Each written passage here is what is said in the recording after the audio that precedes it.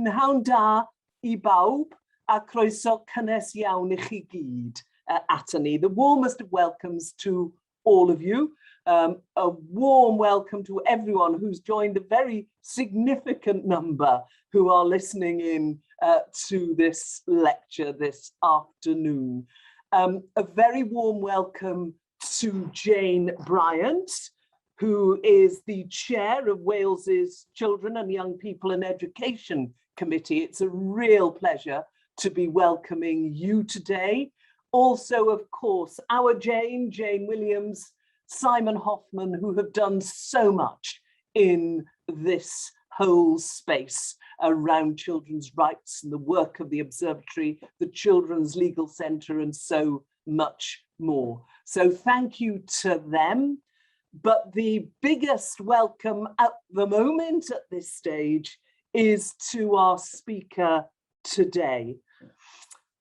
President of the Supreme Court, retired technically, but there's no such thing, I think, as a retired judge, but so much else as well. Yorkshire woman, Old Girtonian, barrister, law academic, law commissioner, judge, Family Division, Court of Appeal, House of Lords, Supreme Court, Treasurer of Gray's Inn, Spider Woman. The list is endless, and so much more, and an all-round fabulously great person. 10 years ago, Baroness Hale delivered our first inaugural Observatory lecture. This will be our 10th annual lecture, and it's wonderful to have the inaugural lecturer delivering the 10th lecture. Can we please, if you don't mind, Lady Hale, book you for the 20th? You are very, very warmly welcome here with us in Swansea, and we look forward very much to your lecture. Can I just give a little word of warning to the audience? There have been a few technical issues in Lady Hale's connectivity with us. So it may be that from time to time we listen to her words and don't see her, but any part of her voice, sight, combination is wonderful. And over to you, Lady Hale. Thank you very much. Well, bore da, everybody, and thank you. I'm going to start my video and hope that you can both see and hear me. It's a delight to be back in Swansea, however virtually, and to be delivering the 10th lecture. Last year, we heard an inspiring and erudite lecture from Professor Aoife Nolan, full of optimism about the future of children's rights in the UK. This year, your lecture is going to be neither erudite nor, I'm afraid, as inspiring. I'm going to concentrate on 3 recent decisions of the Supreme Court of the United Kingdom. I have tried my best not to be critical of my successors, because I do not want to make their lives any more difficult than they already are. But having spent my career in the highest court in the land, gently trying to push awareness of children's rights up the agenda, for example, in relation to corporal punishment in schools and school uniforms, I have to confess to some disappointment. It is impossible to talk about children's rights without acknowledging that the United Nations Convention on the Rights of the Child has not fared well this year in the highest court in the land. Some of us have been trying to give teeth to the guiding principle in Article 3.1 of the Convention. In all actions concerning children, whether undertaken by public or private social welfare institutions, courts of law, administrative authorities, or legislative bodies, the best interests of the child shall be a primary consideration. This is, of course, paternalism. The child may have the same rights as adults, but others, including the state, are allowed to restrict or interfere in them in the child's best interests. But it is a benevolent paternalism, and it is tempered by Article 12.1, which requires that children have the right to express their views freely in all matters affecting them, and to have those views given due weight in accordance with the age and maturity of the child. In other words, we may know what's best for you, but we have to listen to what you have to say. Article 3.1 is reflected in two statutory duties. The Home Secretary has a duty under Section 55 of the Borders, Citizenship and Immigration Act 2009 to discharge her immigration functions, having regard to the need to safeguard and promote the welfare of children who are in the United Kingdom. Section 11, subsection 2 of the Children Act 2004 imposes a similar duty on a wide range of public authorities, including the police. It was unfortunate that the statutory duties don't say that the best interests of the child are to be a primary consideration. Nor does the duty extend to most of central government, including the Department of Work and Pensions, although in 2010 there was a clear commitment that the government will give due consideration to the UNCRC articles when making new policy and legislation, which was repeated in the Cabinet Office Guide to Making Legislation in 2013. So how can we get the government to put the best interests of children first when making decisions which profoundly affect them? I used to list ZH Tanzania against the Secretary of State for the Home Department among the Supreme Court decisions of which I was most proud. As is well known, it concerned the planned removal to Tanzania of the mother of two British children who had been born in England and lived here all their lives. The mother was an illegal immigrant who richly deserved to be removed, but there was no one else to look after the children. So removing her would inevitably mean that they would have to go too, leaving their home, their schools, and their friends, and losing all the benefits of their British citizenship. This would be a profound interference with their right to respect for their private and family lives under Article 8 of the European Convention on Human Rights.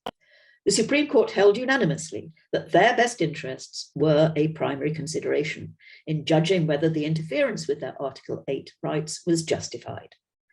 Article 3.1 of the UNCRC doesn't require that the child's best interests be paramount in the sense that they are a trump card overriding everything else. They can be outweighed by other considerations, either separately or cumulatively, but no other consideration is to be taken to be inherently more important than the best interests of the child. As Lord Kerr put it, this is not, it is agreed, a factor of limitless importance in the sense that it will prevail over all other considerations. It is a factor, however, that must rank higher than any other. It is not merely one consideration that weighs in the balance alongside other competing factors.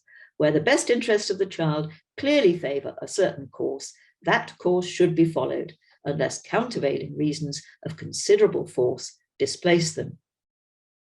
In ZH Tanzania, the government accepted that removing the children was disproportionate.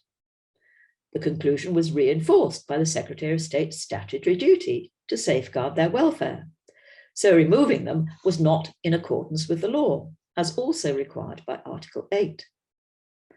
ZH Tanzania has been applied in other contexts where the actions of public authorities interfere with a particular child's convention rights, and the question is whether that interference is justified, such as the extradition of parents to face criminal charges abroad, or the refusal of planning permission to travellers. So far, so good. There have, however, been some decisions of central government which have had a profound effect upon the lives of many children. In particular, the imposition and then the tightening of the benefit cap, which limits a household to less than the government deems that they need to live on, or the imposition of the two-child rule, which means that families are denied a proportionate increase in their benefits to reflect the number of mouths they have to feed. There is no convention right to be provided with welfare benefits. But if the state does provide certain benefits, these are possessions protected by Article 1 of the first protocol. There may also be a method in which the state manifests its respect for family life for the purpose of Article 8. There is then a convention right under Article 14 not to be discriminated against in the enjoyment of these other convention rights. There have been examples of successful attacks upon the benefit system on the ground of sex discrimination, most obviously on the benefits which used to be payable only to widows and not to widowers. There have even been examples of successful attacks on the ground of discrimination between different classes of children. In Matheson, against the Secretary of State for Work and Pensions, the rule which deprived a severely disabled child of his disabled living allowance after 84 days in hospital was held to differentiate between children who needed less or more than those 84 days, and without justification, because the evidence was that their needs were no less once they had been in hospital for so long. They still needed their parents to come and look after them in the hospital. Lord Wilson, who gave the lead judgment, reached that conclusion without reference to the UNCRC, but said that it would harmonise with a conclusion that this different treatment of them violates their rights under the UNCRC and indeed the UN Convention on the Rights of People with Disabilities. Another example is Siobhan McLaughlin's case. The rule which denied a bereaved parent's allowance based on the national insurance contributions of a deceased parent was held to differentiate between children whose parents were or were not married to one another, and without justification, because the children's loss of the breadwinning parent was the same. This conclusion was reinforced by the incompatibility with the UNCRC and the International Covenant on Civil and Political Rights. But those two cases are outliers.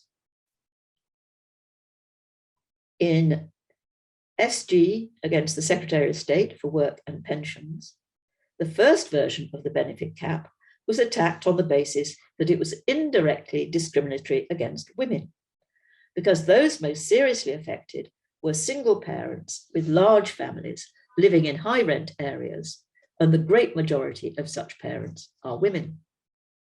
This was accepted. Three of us also held that the government had not given the best interests of their children the priority required by Article 3.1 of the UNCRC. But one of that three agreed with the other two that this was irrelevant. The children suffered just as much whether their single parent was a woman or a man. Lord Kerr and I disagreed. Lord Kerr was particularly strong in his rebuttal of the argument that the children's interests were irrelevant to the discrimination against their mothers. He said, "A mother's personality, the essence of her parenthood, is defined not simply by her gender, but by her role and responsibility as a carer for her children, particularly when she is a lone parent. Justification of a discriminatory measure must directly address the impact that it will have on the children of lone mothers, because that impact is inextricably bound up with the woman's capacity to fulfill their role as mothers. If you take money away from children, which mothers would receive on their behalf, the discrimination that you perpetrate involves withholding resources necessary to fully discharge their maternal role. Because, therefore, one cannot segregate the interests of the deprived children from those of their mothers, the discrimination against the mothers and the children is of the same stripe. No hermetically sealed compartmentalization of their interests is possible." End of quotation. Now, some might see this as painting a gendered image of parenthood, but how I wish I had said the same. So the claimants lost that case. And in 2016, the government lowered the ceiling, making the effect of the cap even worse than it had previously been. In DA, against the Secretary of State for Work and Pensions, instead of complaining of sex discrimination, two groups of claimants complained of discrimination against the lone parents of young or very young children and against their children. They argued that they should have been treated differently from dual parent families because their situation was significantly different. They were much less likely to be able to avoid the effect of the cap by finding work outside the home. 5 of the 7 justices on the panel accepted that Article 3.1 was relevant to the children's claim. But they agreed with Lord Wilson's conclusion that it had not been breached, as he put it. The government had evaluated the likely impact upon the children and had taken it into account. Applying the manifestly without reasonable foundation test to the government's decision, the government's belief that there were better long-term outcomes for children who live in households in which an adult works, though not the, quote, surest foundation, end quote, was a reasonable foundation. Lord Wilson, who again gave the lead judgment, did not sound very convinced about this. Lord Kerr and I disagreed with the majority. Of course, we agreed that the best interests of the children were relevant. I was content to adopt the manifestly without reasonable foundation test because I thought that it had been met. The government's 3 declared aims, fairness between families in and out of work, incentivizing work outside the home, and fiscal savings had all been exploded by the evidence. But even if they had not, the government had not struck a fair balance between the benefits to the community and the interests of the children and their parents. This would have set the very limited benefits to the community against the damage done to the family lives of young children and their parents. It was not enough for the government to show that they were aware of others' concerns. Awareness is not the same as taking the best interests of the children seriously into account. Lord Kerr stressed that the government had to show that it had weighed the interests of these particular children against what was likely to be achieved in their case. The government had not discharged the state's obligation under Article 3.1 by giving the impact on children's rights, quote, the primacy of importance which Article 3 requires, end quote. Then along came SC against the Secretary of State for Work and Pensions this year, attacking the rule that child tax credit is limited to the amount payable for 2 children. There were numerous grounds of attack, but the court concluded that only 2 gave rise to a need for the government to justify its action. First, the rule constituted indirect discrimination against women because so many more of them were affected by it. And second, it constituted direct discrimination against children living in households with more than 2 children. First, the good news. There is nothing in the judgment which casts doubt on the decision or the reasoning in ZH Tanzania. Not only that, it is accepted that the best interests of children are a relevant factor in deciding whether discrimination in the welfare benefits system is justified. This is important. But it is also emphasized that the question is not whether the government is in breach of its international obligations under Article 3.1 of the UNCRC or any other treaty. That is not the task of the courts unless and until the treaty obligations are incorporated into UK law. So far, so orthodox. And if on occasions, perhaps particularly in DA, a judgment might have suggested otherwise, then that is a salutary reminder. But despite accepting that Article 3.1 is relevant to justification, the judgment does take pains to explain how the references to it in earlier cases, such as Matheson and McLaughlin, were not part of the court's essential reasoning. Second, the bad news. The discrimination was justified. The government put forward 2 aims. First, the need to curb spending on welfare benefits. And second, fairness to people supporting themselves solely through work.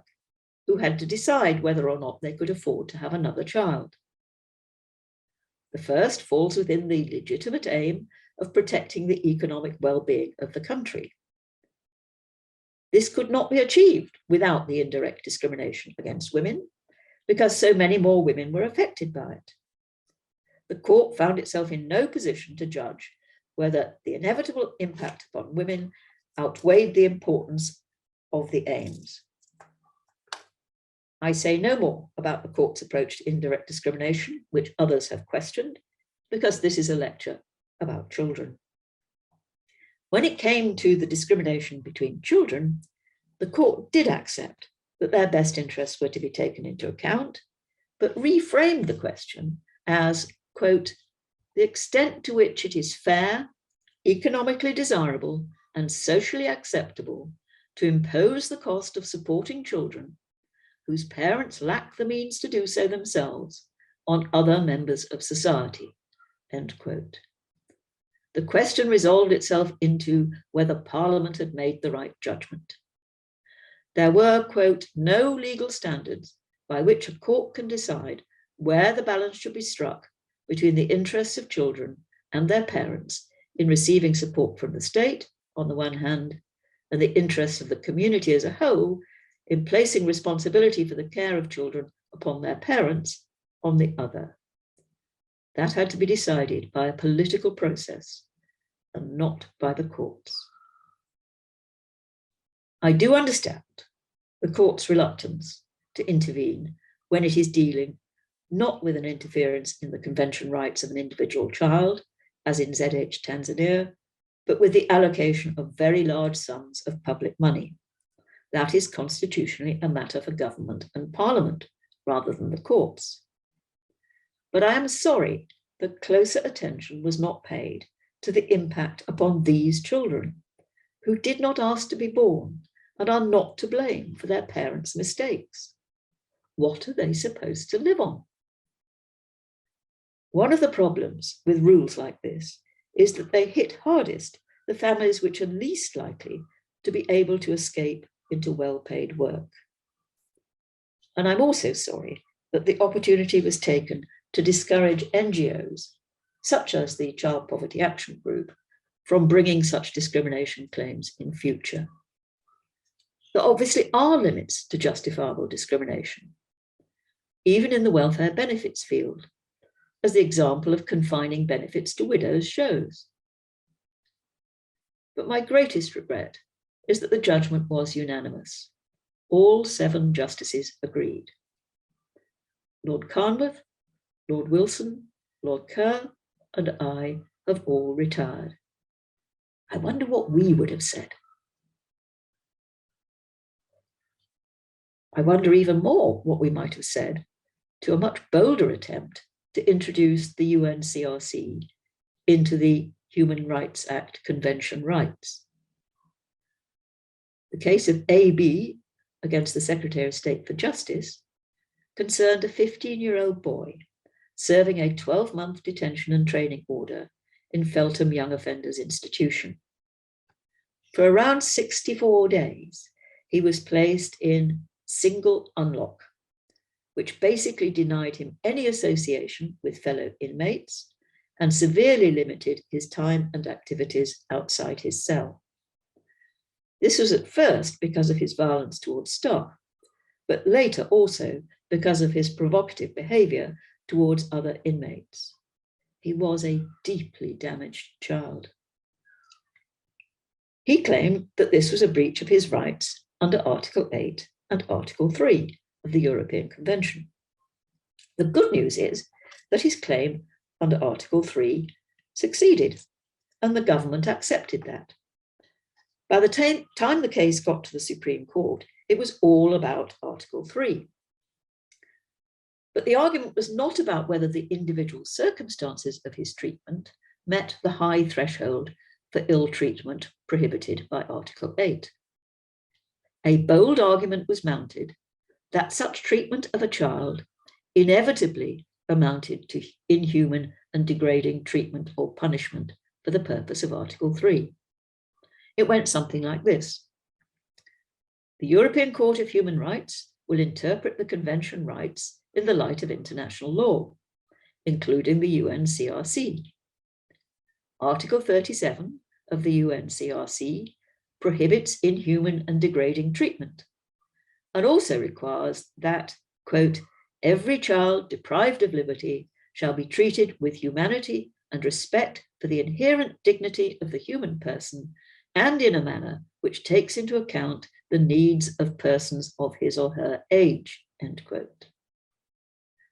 The argument went on that the UNCRC should be interpreted in accordance with the views of the UN Committee on the Rights of the Child. The committee, in 2 general comments and in its 2016 country report on the UK, has said that Article 37 prohibits the solitary confinement of children in all circumstances. This was supported by numerous other international instruments and the views of the medical profession in this country. The treatment of the claimant, it was argued, amounted to solitary confinement. The court was obviously sceptical about whether his treatment did amount to solitary confinement, but were content to proceed on the assumption that it did. But it firmly rejected the idea that UK law should develop the Convention rights way beyond anything that Strasbourg had said in order to align them with the guidance given by the UN Children's Rights Committee, or indeed any other international instrument.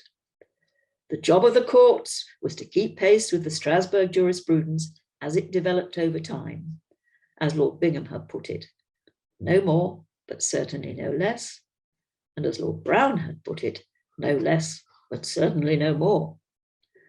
Not only that, it was unfortunate that dicta in the Supreme Court describing the guidance given by the UN Committee as authoritative had been misread. The committee has no power to make binding decisions. Its purpose is to give guidance so that states parties will avoid breaching their convention obligations in future. All that was meant by authoritative is that the comments were made by a body with relevant experience and expertise. Once again, this was a unanimous decision. But I find it harder to predict whether there would have been dissent had Lord Carnmouth, Lord Wilson, Lord Kerr, or Lady Hale been on the panel. It was a case about an individual's treatment, not about welfare benefits, but the argument was attempting to lay down a general rule, which Strasbourg has steadfastly refused to do. Given Lord Kerr's enthusiasm for holding the government to account for the obligations undertaken in international law, displayed in SG, I think that he would have dissented. And I think that I might have ventured some doubts about the strict adherence to the no less and no more. But it was a bold argument, so the result is scarcely surprising. And I am told that the litigation was not in vain. The claimant did win under Article 8, and the whole case caused Feltham to think again about how it dealt with the sort of problems which this deeply damaged boy presented. There is more to success than winning cases.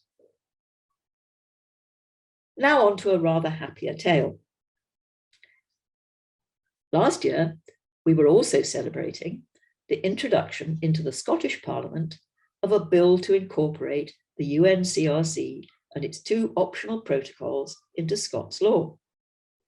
The technique adopted in the United Nations Convention on the Rights of the Child, open brackets, incorporation, close brackets, open brackets, Scotland, close brackets, bill, is quite closely modelled on the Human Rights Act.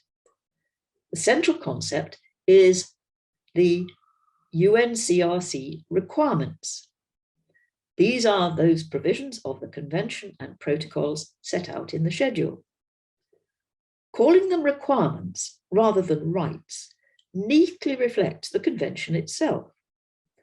Some of its provisions give to children rights equivalent to those given to adults, such as the right to life, not to be subjected to torture or other cruel, inhuman, or degrading treatment or punishment, not to be deprived of liberty unlawfully or arbitrarily, and the rights to freedom of expression, of thought, conscience, and religion, of association and peaceful assembly.